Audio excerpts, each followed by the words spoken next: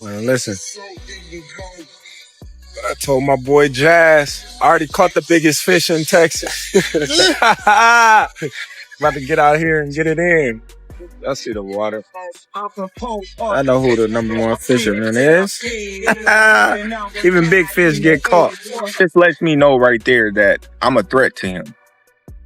I'm a threat to him. I'm a threat to his legacy. That kind of calm, it's scary to watch because it shows experience. You can see that he's been doing this for decades. You can see it with his shadow boxing. You can see it. Terence Crawford delivered a serious message to Canelo Alvarez, saying he is not just aiming to win the fight, but also to damage Canelo's legacy, because he fully trusts his speed and precision. Crawford said he is a danger to Canelo and everything he has built. Progress believes Canelo will struggle with Crawford's style, since Crawford has never been defeated and shows high intelligence inside the ring. This message also serves as a clear warning to the top fighters in boxing. The excuses why he don't want to take a fight with me. If it's all about business, then you doing good business. If I'm easy work, I heard him say I'm easy work. If I was easy work, well, you would take all that money that he's offering you. But yet and still, he want $200 million for Benavidez, and he want $150 million to fight me. So that just lets me know right there that I'm a threat to him. I'm a threat to him. I'm a threat to his legacy, because it would be crazy for a guy that started at 135 to come all the way up to 168, your weight, no catch weight, no none of that, and dethrone you. So, he got that in the back of his head. This guy, for one, he's tough. For two, he's a boxer. He moves, he can punch, he can do it all. Although Canelo Alvarez and Terence Crawford differ greatly in size, boxing legend Sugar Ray Leonard believes the smaller fighter still has a real opportunity. Leonard explained that boxing has never been only about height, because timing, planning... What about Crawford do you think can bridge the weight gap? Or like with you, what did bridge the weight gap? Because a lot of people are just saying, hey, Canelo's just too big for someone like Terence. That's true. But you know what? There's always a way. Put it that there's always a way. There's always a way to win. Now that the fight is officially set, fans and analysts are paying close attention to what looks like a thrilling clash of styles. Canelo Alvarez is famous for his heavy punches, steady pressure, and sharp combinations that land at the right moment. This approach is especially effective against fighters who hesitate or react too slowly in the ring. I think Canelo, he likes to go to the same combinations, quite repetitively, whereas Crawford is unpredictable. And despite him not having the size, it's the shots that you don't see that hurt the most. And maybe Crawford can hit him with some unexpected shit. And because of the repetitiveness of Canelo, maybe he can time him. Maybe he can counterpunch with him, because Crawford is unbelievable at that. But I'm fascinated to see if Crawford has the power to get the respect of Canelo Alvarez, because when you don't, it's a long night. It's not nice. Like Crawford did well against Madrimov, and he won that fight for me quite clearly. But Madrimov was countering him. If you can counter the counterpuncher, you can give them a lot of problems when they're not used to that. And Canelo can counter people really well. Terence Crawford answers with sharp footwork, creative angles, and a rare talent for turning the fight in his favor. Analysts believe his strongest chance is to take control early and disrupt Canelo timing. If he cannot do that, Canelo's natural size and power could slowly drain him as the rounds pass. Even so, Crawford's ability to adjust quickly, react fast, and think deeply inside the ring gives him a strong chance to succeed. He can outbox Canelo if he stays focused and sticks to a clear plan. The fight is shaping up to be a true battle of minds. And as great as Terence Crawford is, we've never seen him in there with someone with the power of Canelo Alvarez. This is a different world of power. And look, maybe Canelo doesn't throw as many shots as he used to, and maybe Crawford might look at that and go, you know what, I'm going to try and outpoint this guy, not get into a war with him, but just show my boxing, genius and outpoint him and outland him. That's possible. It is. This is why this is such a fascinating matchup, man. We've been treated to some amazing fights. Usyk Fury, for example, this is another one of those mega fights on Riyadh season. Again, I'm disappointed for Jake Paul, but I am happy for boxing fans because, my God, this is the treat of the year. Turki Alalik, the Saudi leader overseeing regional sports growth, stood confidently between Ken and Canelo and declared that their September fight will become a historic moment in modern boxing. His appearance alone highlights how serious and important the event is. By showing strong support for both fighters, he boosted the fight's global attention, turning it into more than a major matchup and marking it as a defining chapter in worldwide boxing history.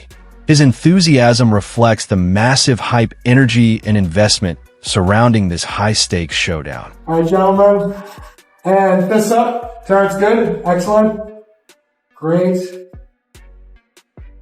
excellent, wonderful.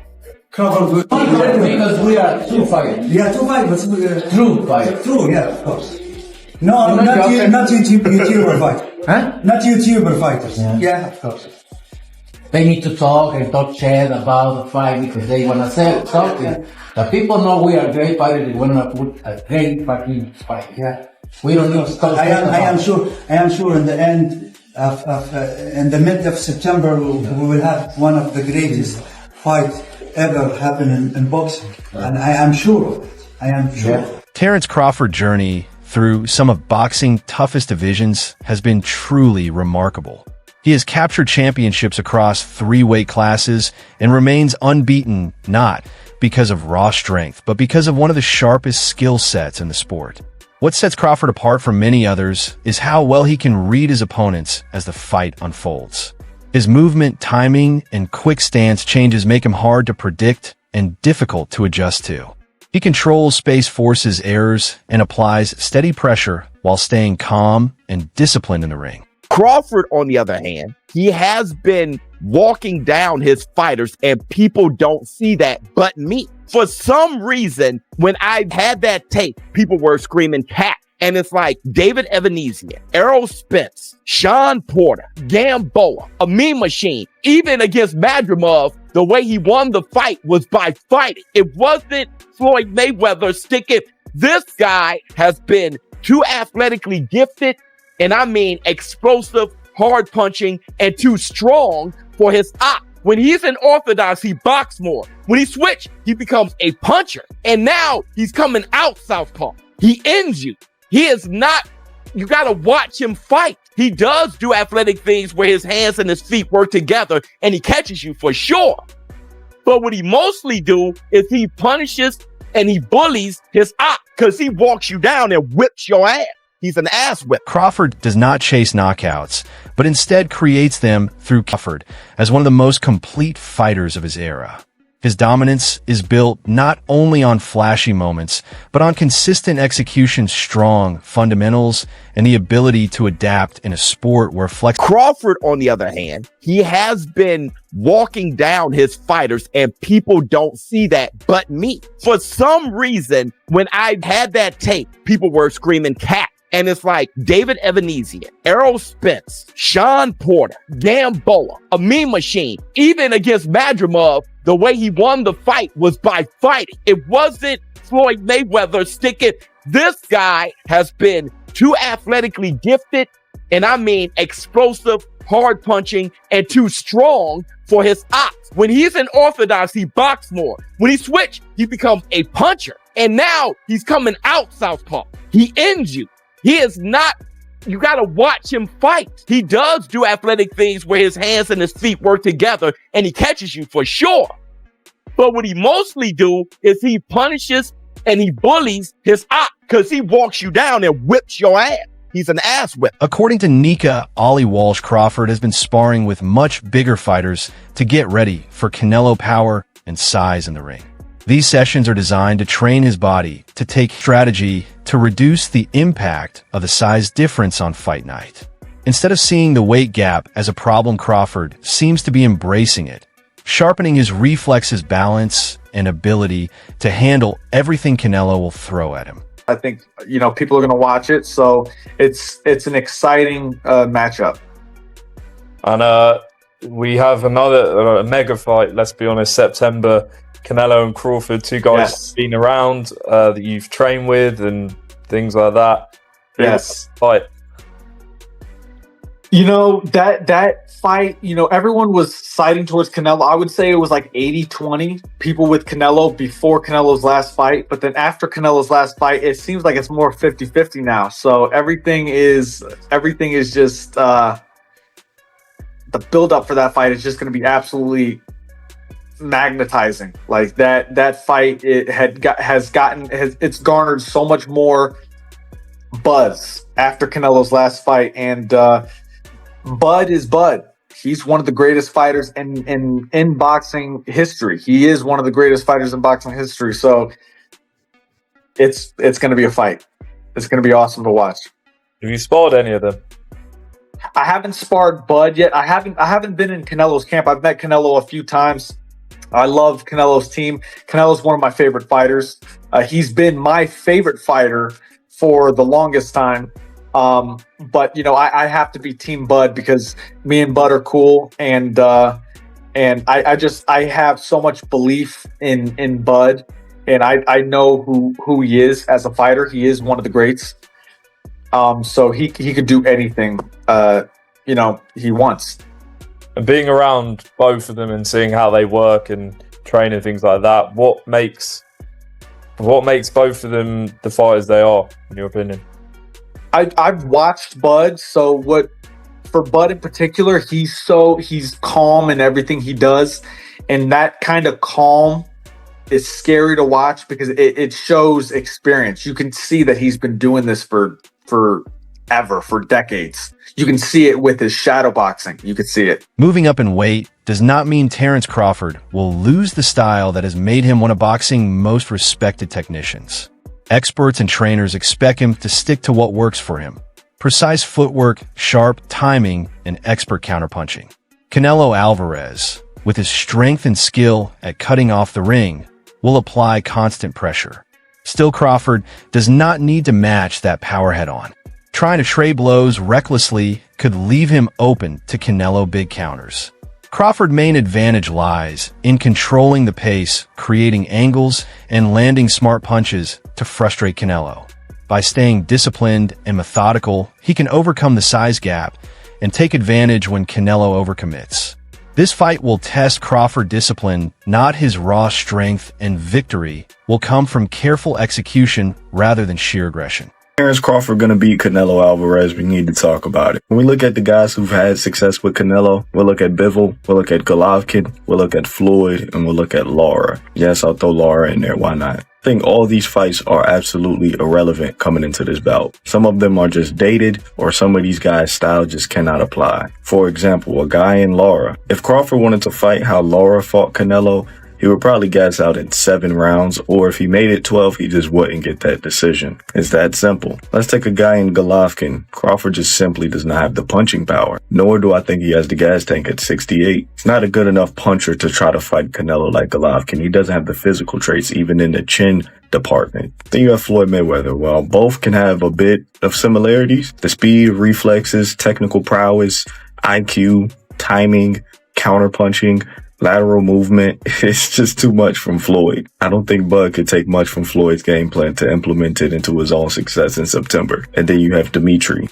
The speed, the technical prowess, the IQ, the length is too much. So essentially, Terence Crawford is going to have to beat Canelo in a way that nobody has ever beaten him or gave him any issues in. I'm going to tell you exactly how Crawford's going to fight. He's going to fight like his damn self. It's too late in his career to change up the game plan. It's too late in his career for him to want to change up the game plan coming to a fight of this magnitude with a style he's never fought before.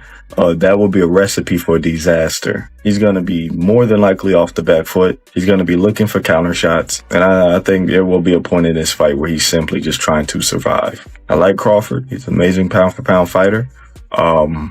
A different animal at 168. This is one of the greatest of all time. I see win scenarios for him, but I don't see him being realistic. I can see him fighting off the back foot, using his speed, timing, and feet to stay away from Canelo, but that's very, very, very unlikely. Damn near impossible.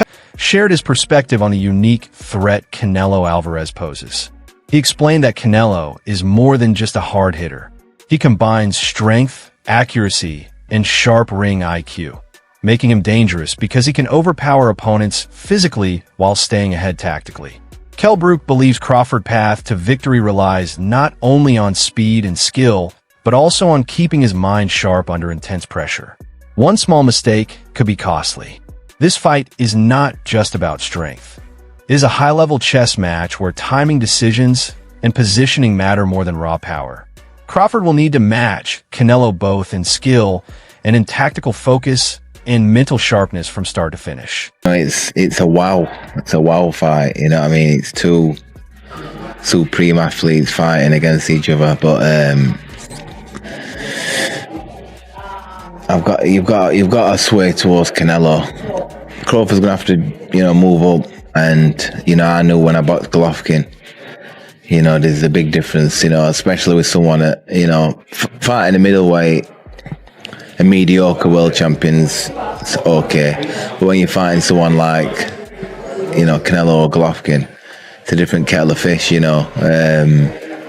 have to lean towards Canelo, but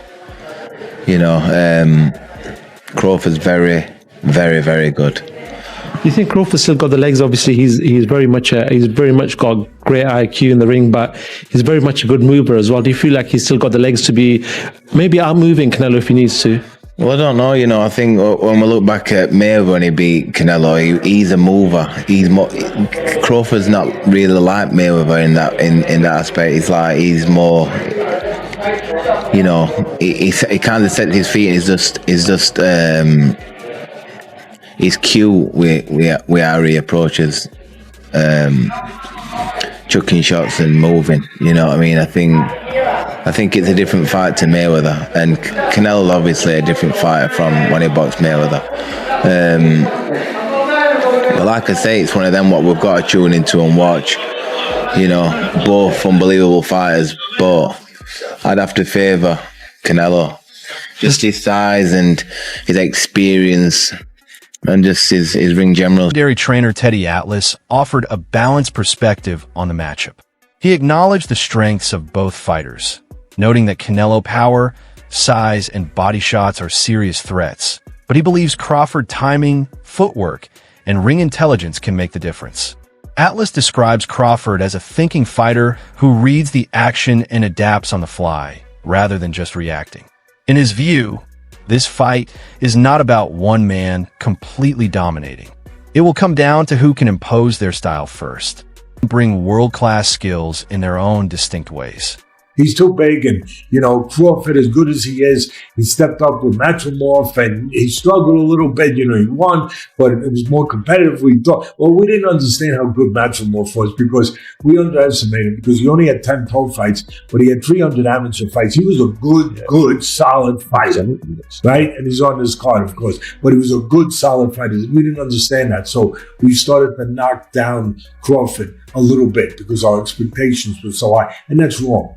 That's wrong. He won. He changed gears. He did what he had to do when he realized the level of this guy in front of him, and he got the win.